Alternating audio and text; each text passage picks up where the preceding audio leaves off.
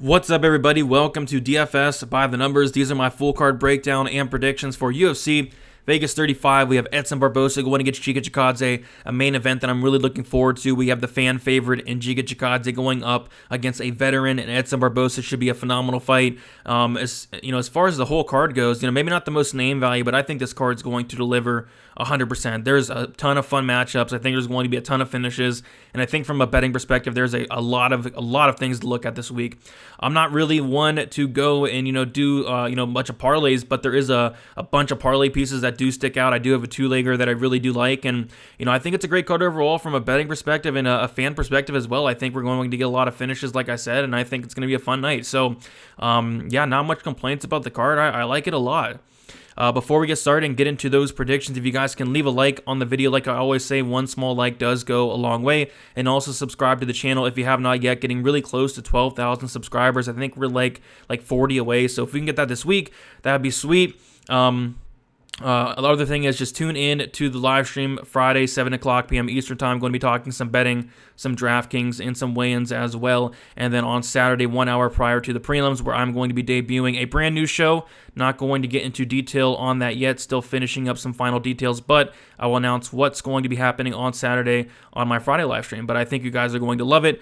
I'm going to like it quite a bit. I like the idea, and I cannot wait to debut it this Saturday. So I say we get into it. I say we get into the first fight of the night, and I don't know if you guys have noticed, as of late, I don't know, it's with the UFC and the first fight of the night, it seems like it's a banger every time. We had Ramiz Brahimaj go out there and get a finish. I remember Philip Rowe went out there and got a finish, and Johnny Munoz went out there and got a finish. I mean, this first fight of the night has been finishing. It has been delivering, and I see the same exact thing here. I think it's going to be a very fun fight for as long as it lasts. So we have Martinez. He is 25 years old, 5'10", with a 70-inch reach, 8-2 and 4-1 in his last 5 fights, going against Guido Connetti, who is 41 years old, 5'6", 68-inch reach, 8-5 and 3-2 in his last 5 fights. And yeah, you heard that right. Guido Connetti is a 41-and-a-half-year-old bantamweight, and you can get away with being 40 plus at heavyweight, maybe light heavyweight, but at bantamweight, you just don't see that really often at all,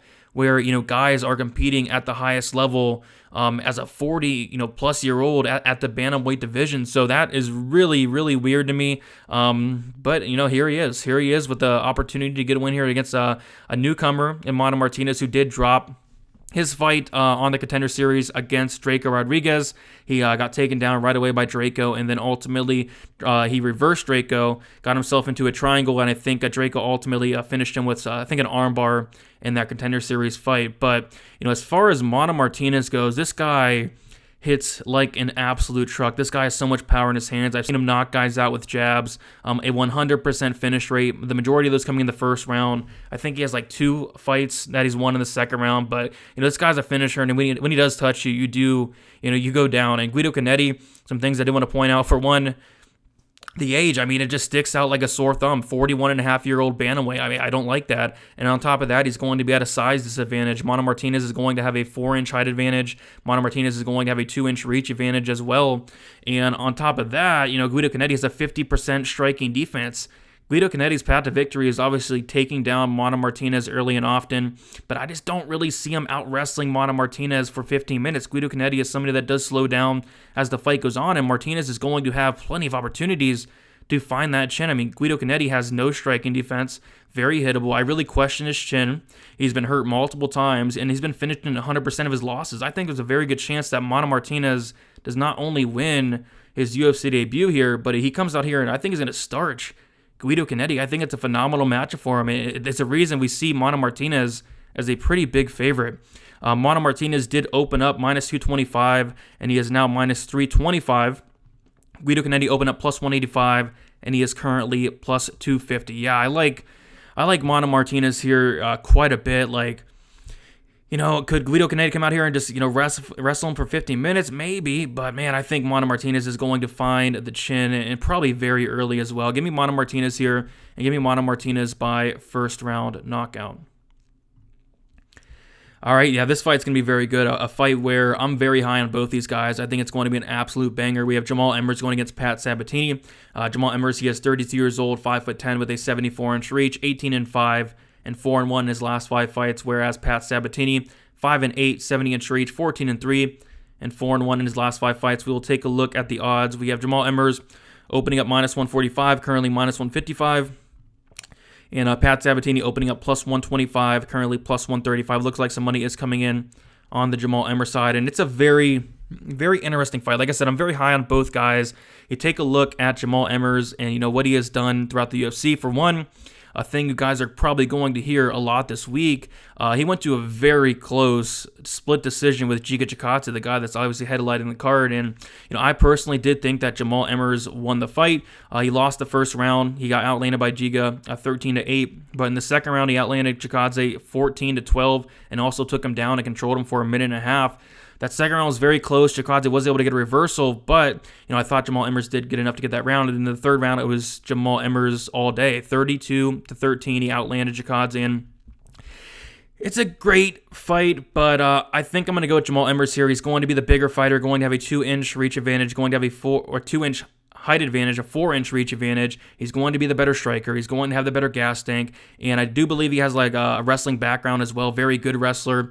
And the thing is, I have not seen Emmers on his back that much. If Sabatini is able to get on top of Emmers, I think he can have success. But I kind of think Emmers is going to want to keep this on the feet.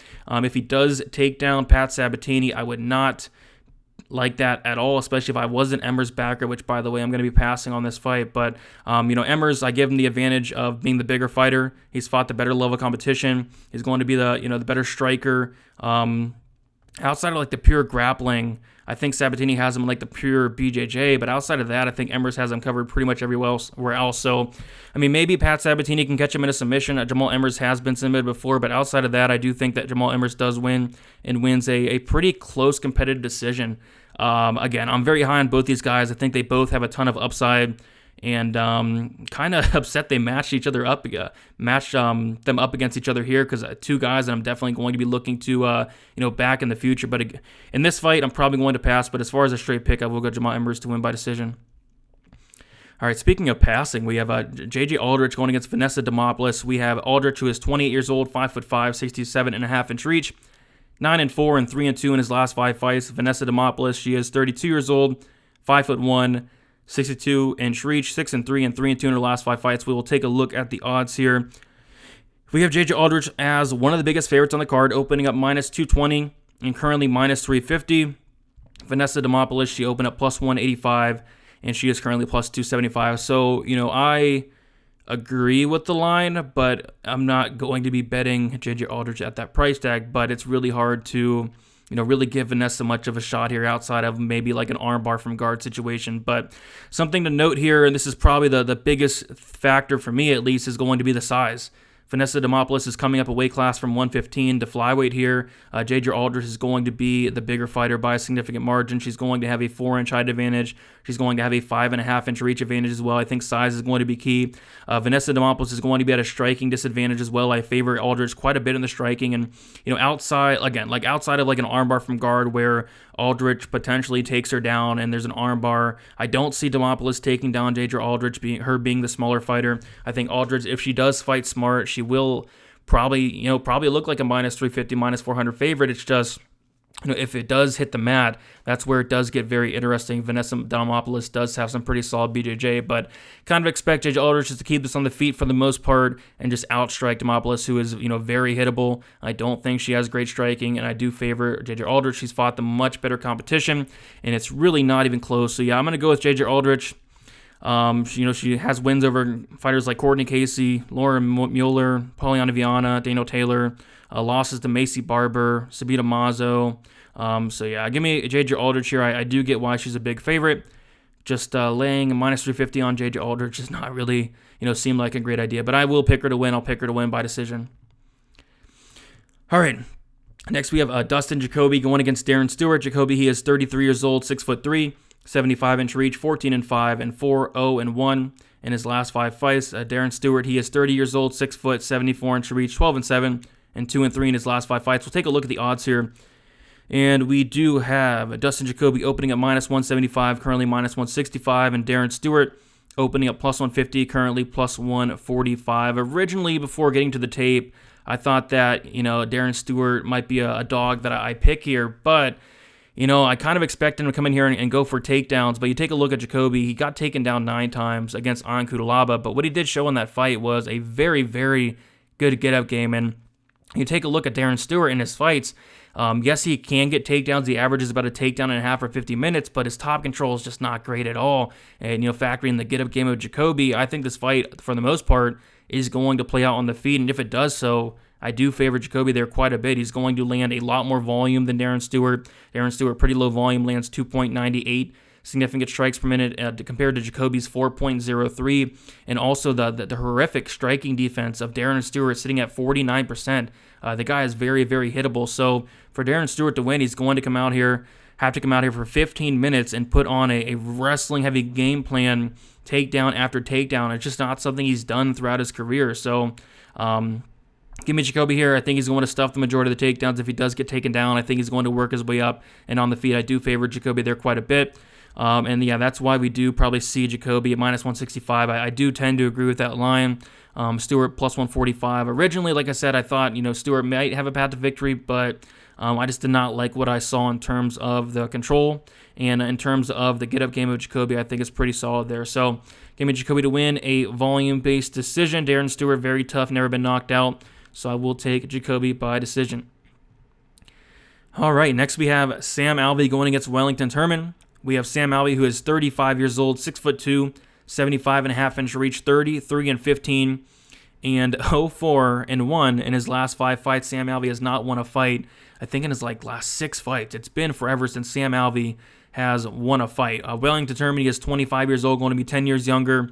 He is 6 foot, 72-inch reach, 16-5, and 2-3 in his last 5 fights. So we'll take a look at the odds here, and this kind of surprised me. I know Sam Alvey, he has not won in a long time, but this kind of surprised me here. Wellington Turman opened at minus 110. He's now minus 130, slight favorite. Sam Alvey opened up minus 110. He is now plus 110, slight dog there. I think the line should be flipped. And, hear me out. Sam Alvey, again, he has not won in a long time, but listen to who he's facing. Jimmy Crute, very good guy. Klitzen Abreu, okay. Ryan Spann in a fight where he outlanded Spann 57-51, a split decision. It was a very close fight. Da Eun Jung, a draw where he actually outlanded Da Eun Jung 59-56. I personally did score a draw as well, but there were a lot of people that thought Sam Alvey won, and he very well could have won. I thought he won those first 2 rounds, and if that last round was not a 10-8, yeah, he could have won that fight. And then Julian Marquez, did submit him, which maybe this is why the line is where it's at, because you take a look at Turman, legit BJJ black belt, but you got to go back and watch the fight with Marquez, and Marquez hurt Alvey bad before ultimately submitting him. And if you take a look throughout Sam Alvey's career, that was the very first time that Sam Alvey has been submitted in the UFC. And he's been in the UFC since 2014. So the thing with Sam Alvey, and why I do like him in this matchup, is going to be that takedown defense. 82% takedown defense. Guys just don't have success trying to grapple Sam Alvey. And if Turman does not get Sam Alvey down to the mat, which I'm leaning towards he doesn't, I think it's going to be a rough night for Turman. I mean, you take a look at some of these stats. So Sam Alvey does land 3.2 significant strikes per minute with a 43% accuracy, absorbing 3.44 with a negative 0.24 significant strike differential. Horrible numbers, very bad. He's very low volume, doesn't do much. But you take a look at Turman, even worse, he lands 2.44 significant strikes per minute with a 42% accuracy, absorbing 3.75 with a negative 1.31 significant strike differential. And get this, Wellington Turman has a 43% striking defense, blocks punches with his face. He's very hittable. That is the worst striking defense on the entire card by a very significant margin, whereas Sam Alvey has a 54% striking defense. So as far as the grappling goes, you take a look at Wellington Turman and his career. Who is Wellington Turman taking down? He took down Marcus Perez 2 times. Marcus Perez is somebody that I don't know if he's been cut yet, but if not, he's probably getting cut very soon. Marcus Perez is on a 3-fight losing streak in the UFC. And then he took down Carl Roberson 4 times, which Carl Roberson has a 45% takedown defense. I just think that Sam Alvey, one thing he does good, and he doesn't do a lot of things good. He does not do a lot of things good. One thing that Sam Alvey does do good is he has great takedown defense. And, Wellington Turman's been knocked out in his last 2 fights. Got knocked out by a decisionator in Andrew Sanchez. Got knocked out by Bruno Silva. I'm not saying Alvey's going to knock him out, but if Alvey can keep this on the feet, he's going to have opportunities to do so, and I think he can even outstrike a Wellington Turman. So, yeah, I like Sam Alvey here. I know he has not won in a very long time. I get that, but I don't think Wellington Turman is that great. Give me Sam Alvey to win, and give me Sam Alvey to win by, I'll say knockout. I'll say Sam Alvey does touch the chin and knocks out Turman for the third time in the row. I think Turman's going to have 3 knockout losses in a row. I mean, the guy's just so hittable, and if he does not get the fight down to the mat, it's going to be a very, very tough fight for Wellington Turman. So, yeah, I don't really get the line. Maybe it's a more so of a fade on Sam Alvey, but, Wellington Turman hasn't been doing much better. He's 1-3 in the UFC, has 1 win over Marcus Perez, who, again, don't know if he's been cut yet. I think he might have been. But if not, he's getting the boot pretty soon. So I will take Sam Alvey. Give me Sam Alvey by knockout as well. All right, next we have a solid fight here. We have Alessio Di Chirico going against Abdulrazak Al-Hassan. We have Di Chirico, who is 31 years old, 6 foot, 74-inch reach, 13-5, and 2-3 in his last 5 fights. Abdulrazak Al-Hassan, he is 36 years old, 5'10", 73-inch reach, 10-4.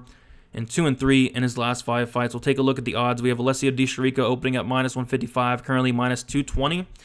Abdulrazak Al-Hassan opening up +125, and he is currently +185. And, very unfortunate situation with Abdulrazak Al-Hassan, dealing with things outside of the cage, taking a big layoff and coming back and just looking horrendous, to be honest. I mean, not a good way to put it, but he's been looking horrible against Mounir Lazzez. He was like a -350 favorite, and he cannot finish Lazzez in that first round and ends up getting beat pretty handedly. It gets outlanded 98-67 in that fight, taken down 4 times. I kind of, gave him a pass. It was his first fight back, and then he goes out there and fights Chaos Williams. Again, he's a big favorite, like -250, -275 against Chaos Williams. He gets knocked out. He gets knocked out in the first 30 seconds of that fight, which was the first time that Abdulrazak Al-Hassan had ever been knocked out. Okay, you give him a pass. Chaos Williams, very dangerous guy, a ton of power. Maybe he just got caught. And then this is what does it for me. I mean, he goes up against Jacob Malkoun, and he's a huge favorite. He's like -350 in this fight, and probably my most confident pick on the entire card. Abdulrazak Al-Hassan is going to go out here, and he's going to knock out Jacob Malkoun in the first minute of the fight. And no, that did not happen. Jacob Malkoun absolutely dominates Abdulrazak Al-Hassan, takes him down 8 times, and controls him for 12 minutes in the 15-minute fight. And I don't know, I just don't think it's the same Abdulrazak Al-Hassan we saw, a couple years ago. It's just not the same guy. He's not been looking good. Lazzez lost, Chaos Williams lost, but the Malkoun loss, that's the last straw for me. And we're now seeing Abdulrazak Al-Hassan as an underdog here, and probably rightfully so. Alessio Di Chirico is somebody who I think is pretty underrated. He brings a lot of good things to the table. Decent volume, decent takedown game. Does average 1.62 takedowns per 50 minutes with a 45% takedown accuracy. If I was Alessio Di Chirico, what I would do is go in here and go for the takedowns right away. Jacob Malkoun is taking you down 8 times. I think Di Chirico, if he wants to, which would be smart, take down Al-Hassan with a 55% takedown defense and get him into the second round, because Abdulrazak Al-Hassan has not won a fight outside of the first round. All of his finishes, all of his wins come inside that first round, all 10 of them. So, yeah, he's very dangerous early, but, if Di Chirico can get out of that first round, can extend the fight, there's a very good chance that Di Chirico does win it. And I guess the big thing to mention here is Di Chirico is very durable. No knockout losses in his entire career, 18 fights, never been knocked out. And I like Di Chirico here. I think he's going to go out there and just beat Abdulrazak Al-Hassan, mix in the takedowns, outstrike him from range, and just avoid that one big shot. And I think he does win the fight. I think his durability is phenomenal. I think that's going to carry him here. And I will say that Alessio Di Chirico does win, and I'll say he does win by like a 3rd round finish. I think Al-Hassan's going to gas out, trying to get that early finish. I think Di Chirico is going to take over as the fight goes on and eventually find some type of finish. Could be a submission. Could be a knockout as well. Di Chirico has a 77% finish rate, 46% by knockout, 31% by submission. I would just say a 3rd round finish for Alessio Di Chirico, but, again, he's never been knocked out, but if somebody could knock him out, yeah, it's Abdulrazak Al-Hassan. I just think that, I don't think it's the same Abdulrazak Al-Hassan we saw in 2018 and 2017. He's now 36 years old. He's now up a weight class. I just don't like what I see from the guy. And the Jacob Malkoun fight, that was the last straw. I'm done with Abdulrazak Al-Hassan here. And he's not getting younger. 36 years old. I'm going to go with the younger guy in Chirico, the more well-rounded guy, and the guy with a lot more paths to victory outside of Al-Hassan having like that first-round knockout. I think Chirico should win this fight. All right, next we have a very fun fight. We have Muradov going against Gerald Meerschaert. We have Muradov, who is 31 years old, 6'2", 75.5-inch reach, 25-6 and 5-0 in his last 5 fights. Muradov is on a 14-fight winning streak. My bad. Gerald Meerschaert, he is 33 years old, 6'1", 77.5-inch reach, 32-14 and 2-3 in his last 5 fights. We will take a look at the odds, and Muradov is the biggest favorite on the card, opening at -235, and he is currently -600. And it probably does get wider. It probably does stay around that -600, -650 range. I think he's going to be in a lot of people's parlays, and probably for a good reason here. Some things to mention. Muradov does have a 100% finish rate thus far in 3 UFC fights. I went back and watched as many fights as I could find. I think I watched like about 14, 15 fights just around there, and I did not see any footage of Muradov getting taken down whatsoever. I've seen guys try to take him down, but he has very good takedown defense, has a Sambo background, and it's even in the UFC, nobody has had success in taking down Muradov. Very good takedown defense, very strong guy, and he's very good on the feet. This guy is a beast. This guy has so much power. He's a finisher. He's finishing 2 out of his 3 UFC wins and 80% of his wins overall. Gerald Meerschaert, I think he's a little bit underrated. I'm kind of high on Gerald Meerschaert myself. I think his striking is actually coming along, but obviously he's going to be at a huge striking disadvantage here. I cashed a nice submission bet on him against Bartosz Fabinski. But yeah, prior to that, he gets knocked out by Khamzat Chimaev in 17 seconds. Prior to that, gets knocked out by a decisionator in Ian Heinisch in 1 minute and 14 seconds. And, if Gerald Meerschaert does not get this fight down to the mat, I think it's going to be a very short night for him. I mean, he's hittable. You take a look at it, a negative 0.29 significant strike differential, a 51% striking defense. And again, if he does not get Muradov down, it's going to be probably a quick knockout. Muradov hits very hard, and Meerschaert is very hittable. I don't think Meerschaert has the best chin as well. Meerschaert has been finished in 11 out of 14 losses, 8 coming by submission, 3 coming by knockout. I think he does get another knockout loss here. Just a tough test to ask for, Meerschaert. I mean, if he gets the fight down to the mat, yeah, he definitely has an advantage down there. It's just really hard to see him taking down Muradov, and if he does get him down, it's going to be very hard to see him holding down a guy in Muradov there. So I'm going to take Muradov to win.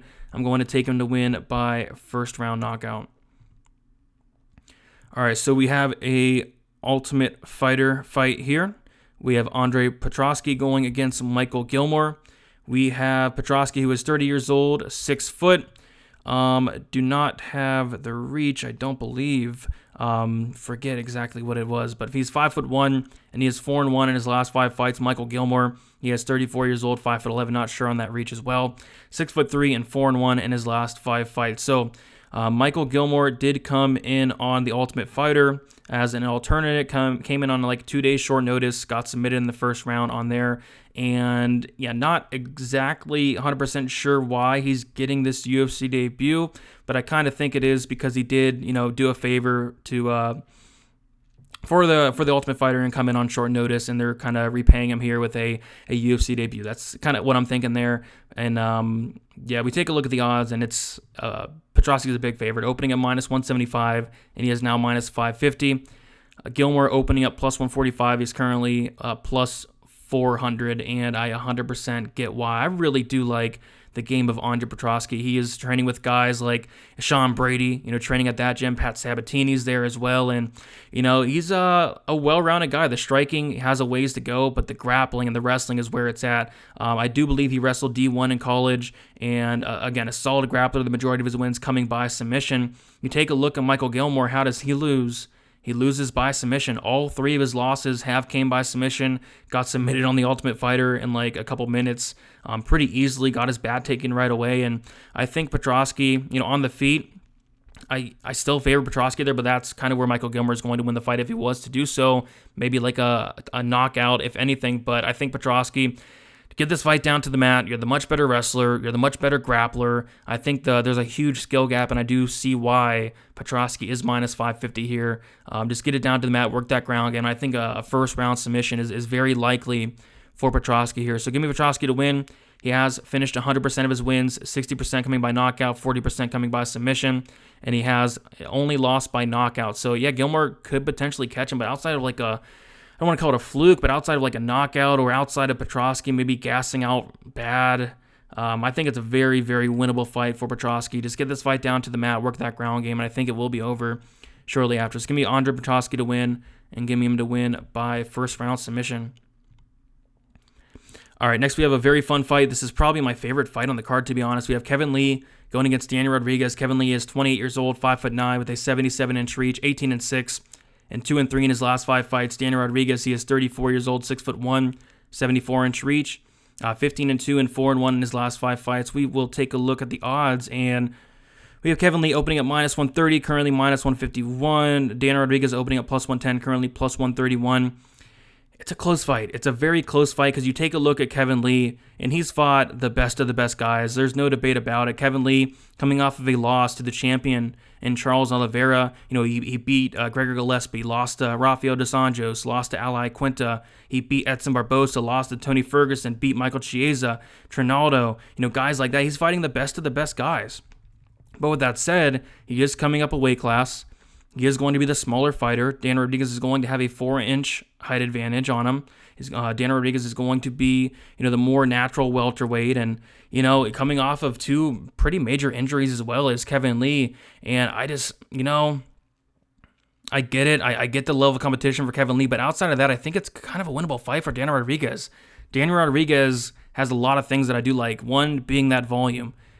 Crazy volume. He lands 8.07 significant strikes per minute with a positive 2.36 significant strike differential.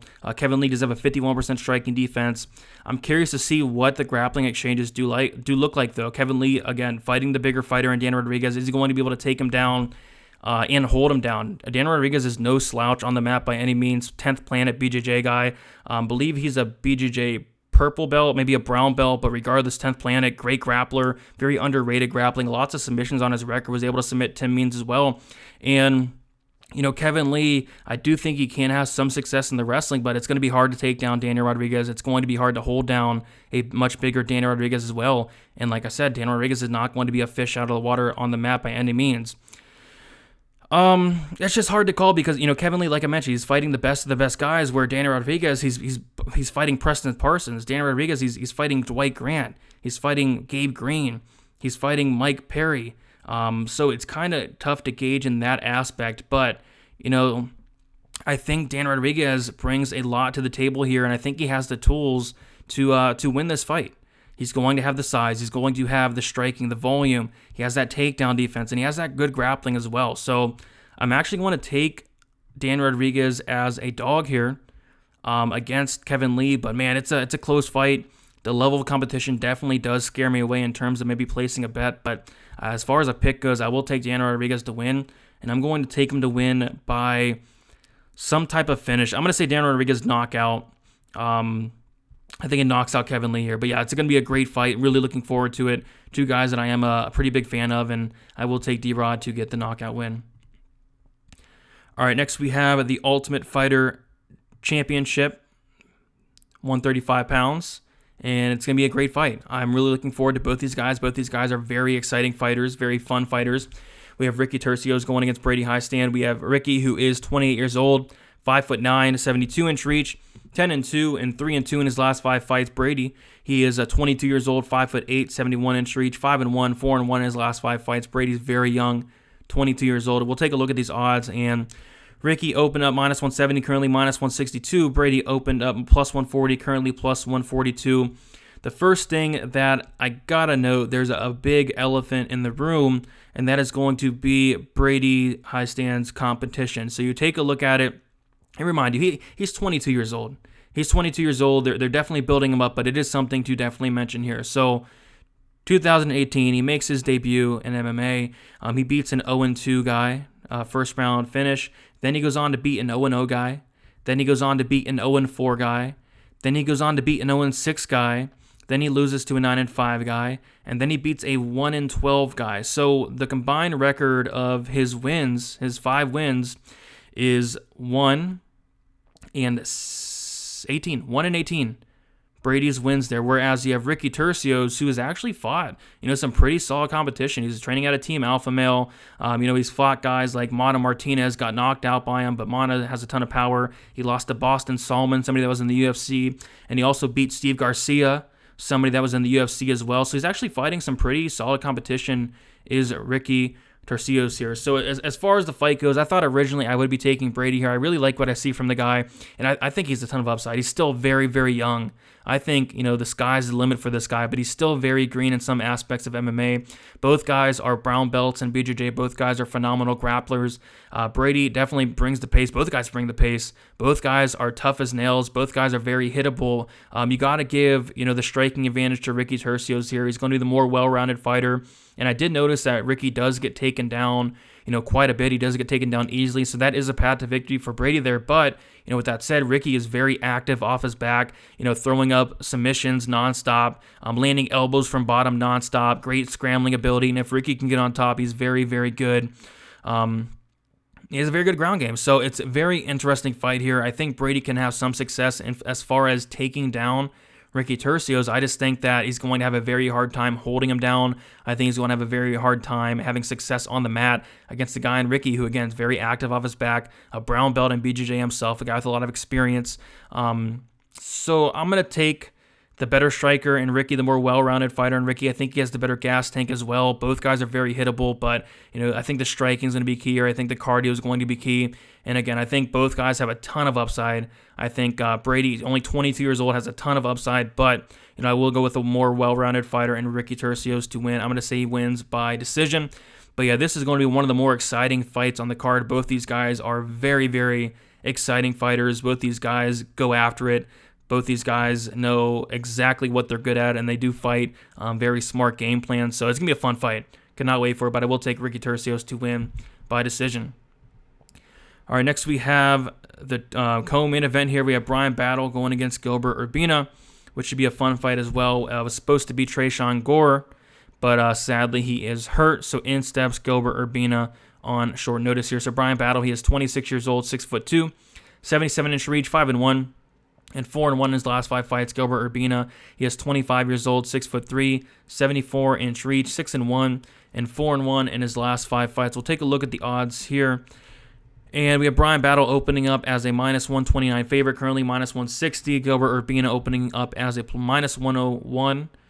And then he's currently +140 dog here. So, yeah, interesting fight. I would have honestly liked to see Tresean Gore.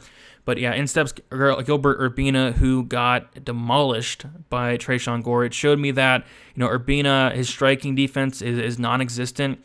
His chin is questionable. He got dropped 3 times in that first round and then got knocked out cold in that second round by Gore. And, he has no striking defense. His hands are very low. Solid grappling, but I don't know if he'll have success here against Brian Battle, who has shown some pretty solid takedown defense and some pretty solid grappling in his own right. I kind of think of Brian Battle as being a pretty solid striker, but he's finished 60% of his wins by submission. So, he's no stranger on the mat, and I think Brian Battle has what it takes to win this fight. I think he has solid takedown defense. I think he's going to be the better striker and a more defensively sound, which is going to be key for me here. Gilbert Urbina is just very, very, very hittable, and if I don't see him having much success in getting this fight down to the mat, if I don't see him having much success with the grappling here, I think it is going to stay standing for the majority of the fight, and at that point I do favor Brian Battle, who's going to have a 3-inch reach advantage. He's somebody that fights really long, really rangy as well, and I just think with the defensive flaws of Gilbert Urbina, Brian Battle is going to give him some serious problems here. I don't know if he knocks out Urbina. Urbina's very tough, but I will say Brian Battle does win a decision. Again, I think just being more defensively sound is going to be the key factor here. Gilbert Urbina fights with his hands low, blocks punches with his face, and you really can't do that. So give me Brian Battle to win. Hopefully we do see Tresean Gore in the UFC very soon. But I do like Brian Battle here against Gilbert Urbina, but should be a pretty solid fight there. And then we have the main event, Edson Barbosa going against Chikadze. Me and Uncle Weezy did a main event deep dive on this. If you have not checked that out, go check it out ASAP. Lots of great info on there. But yeah, we have Chikadze going against Edson Barbosa. Chikadze is 32 years old, 6 foot, 74-inch reach, 13-2 and 5-0 in his last 5 fights. Edson Barbosa, 35 years old, 5 foot 11, 75-inch reach, 22-9 and 2-3 in his last 5 fights. So I don't really want to get into the stats for this fight, but I kind of want to get into, the record of Chikadze. So I originally was probably the biggest Chikadze hater out there. I thought this guy was not that great. I thought he had a questionable gas tank. I thought he was very low volume. I really questioned his level of competition. You'll kind of see why, but I have changed my tone about Chikadze as of late. He knocked out Jamie Simmons. Not that impressive, but he knocked out Cub Swanson, a veteran of the sport, 37-year-old Cub Swanson. Again, not that impressive, but, that was his best win of his career. But I did enjoy that Omar Morales performance by him, but we'll talk about that more in a little bit. Omar Morales did not really, do much in that fight. He kind of let Giga dictate the pace there. So this is kind of why I thought that Giga may be a little bit overrated, and I'll kind of talk about why. So here we go. So Chikadze makes his MMA debut in 2015, loses to a 4-1 guy, okay? And then he beats an 0-0 guy in 2016. He then goes on to be a 1-10 guy in 2017. Then he beats a 0-13 guy in 2017. Then he beats an 0-1 guy in 2017. He beats an 0-0 guy in 2018, and after he beats that 0-0 guy, he gets on the Contender Series and loses to Austin Springer and gets taken down multiple times and gets submitted in that 3rd round. After that, he beats a 2-31 guy in 2018, and then in 2019, he beats an 0-1 guy, and after he beats that 0-1 guy, he makes his UFC debut against Brandon Davis. And in that Davis fight, it was a close fight. It was a split decision. I personally did score it for Chikadze, but it was a close decision nonetheless. Whereas Brandon Davis did win that 3rd round. Giga did slow down, and Davis was able to win that 3rd round. The next fight against Jamal Emmers, I thought Jamal Emmers beat him. I really did. We talked about it earlier in the video where Jamal Emmers actually outlands him 54-38, 57-40 in total strikes, takes him down 2 times, controls him for 2 minutes. I don't understand how Giga won that fight. But he did. After that, he beats Erwin Rivera, who is not in the UFC. After that, he beats Omar Morales, where, great performance and all, but Omar Morales did nothing in that fight. He just stood there. He let Giga dictate the pace. He did nothing. Omar Morales lands 34 significant strikes in that fight.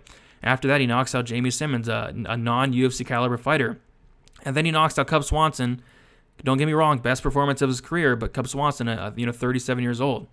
Whereas Edson Barbosa, funny thing, like when Chikadze is fighting, 0-1 guys, Edson Barbosa is fighting Khabib Nurmagomedov 2017. Like, it's just crazy to think about. Like, listen to some of Barbosa's losses. Dan Ige in a fight that I thought he won. Paul Felder, Justin Gaethje, Kevin Lee, Khabib, Tony Ferguson, Michael Johnson, Donald Cerrone. Like, those are his losses. Take a look at some of his wins. Shane Burgos, phenomenal win. Dan Hooker, Benil Dariush, Anthony Pettis, Paul Felder, Bobby Green, Evan Dunham. He's fighting the best of the best competition, whereas, Chikadze, he's going to split decision with Jamal Emmers. He's going to split decision with Brandon Davis. He's getting submitted by Austin Springer. So, with all that said, Chikadze is improving at a rapid rate. We're seeing Giga get better and better each and every time we see him, but this is going to be easily the toughest test of Chikadze's career by a really significant margin here. And yeah, I like Edson Barbosa here. I think it's a solid fight for him. I think the key to this fight is going to be, it's a 5-round fight. If it's a 3-round fight, I'd be kind of iffy about it, but we have seen Chikadze slow down in that 3rd round. Against Jamal Emmers, he was really struggling. Got outlanded nearly 3-1 against Jamal Emmers. He was gassed out in that fight. What happens in the 3rd round if you're gassing out, if you're slowing down against Edson Barbosa, coming forward, throwing bombs, throwing hard leg kicks, body kicks? What happens if Chikadze, gets into the 4th round? How's he going to look in the 4th round? How's he going to look in the 5th round? Edson Barbosa, the more experienced fighter, has fought the much better competition. It's just not even close. And I think I'm going to go with Edson Barbosa here by knockout. I think he's going to break Giga Chikadze. I think outside of like a early Giga finish, I think Barbosa wins this fight. And Barbosa has been pretty durable throughout his career. 31 fights, has been knocked out 3 times. One of those being ground and pound, I do believe, by Kevin Lee. But yeah, give me Edson Barbosa here, the more tested fighter, better competition. And I think he does win this fight later as it goes. So give me Edson Barbosa to win. I'm going to say he wins by 4th round knockout. And I'm excited for it. I mean, we have the fan favorite in Giga Chikadze. I'm sure I'm going to get a lot of hate for the Barbosa pick here. I'm sure there's a lot of Giga fans, but I think it's a tough test. I mean, it's compared to fighting Jamie Simmons 2 fights ago. It's a big step up in competition for Giga Chikadze to say the least. So we'll see what happens. But I'm going Edson Barbosa here, and we'll take a look at the odds, which shock me, but at the same time, you can't be too shocked. Giga is a fan favorite, lots of hype on the guy. As I always do say, hype does drive the line. We have Edson Barbosa opening at -150, currently -118. Chikadze opening up +130. He is currently -102. It was a pick 'em for the longest time. Barbosa was actually an underdog for a second. I think it was like +110 a couple weeks ago. But now it looks like money's coming in on Edson Barbosa, and I completely agree with it. And I think it should be an even bigger favorite. But, Giga can maybe knock him out early. But outside of that, I think it's a solid matchup for Edson Barbosa. So, yep, going to take Barbosa to win. And I'm going to take him to win by a brutal finish. I think he's going to break Giga. Late in that fight. But we'll see. We'll see what happens. So that is about it, guys. Thank you so much for sticking with me and watching the video. If you guys can leave a like on your way out, that'd be much, much appreciated. Also, sub if you have not subbed yet. Getting close to 12K. Would love to hit that for this card. Tune in to the live stream Friday, 7 o'clock p.m. Eastern Time, Saturday, 1 hour prior to the prelims. Brand new show debuting. Not going to get into details yet, but I'll announce that on Friday. And then if you do want early access to my bets, I believe I have 3 or 4 bets thus far, including a parlay, 2 straight bets, and a prop as well. You can sign up on the Patreon, $10 a month. Great value. You get the betting article, access to my stat model, Uncle Weezy's stats as well. Lots of great stuff on there. Check it out. Access to the Discord, so on and so forth. Over 300 members on there. If not, I'll be posting my bets for free, as always, on Saturday. And yeah, looking for a great card and looking to make some money and looking to have some fun. It's going to be a fun card. So that's been it, guys. Good luck, and we will talk to you very, very soon. See you guys.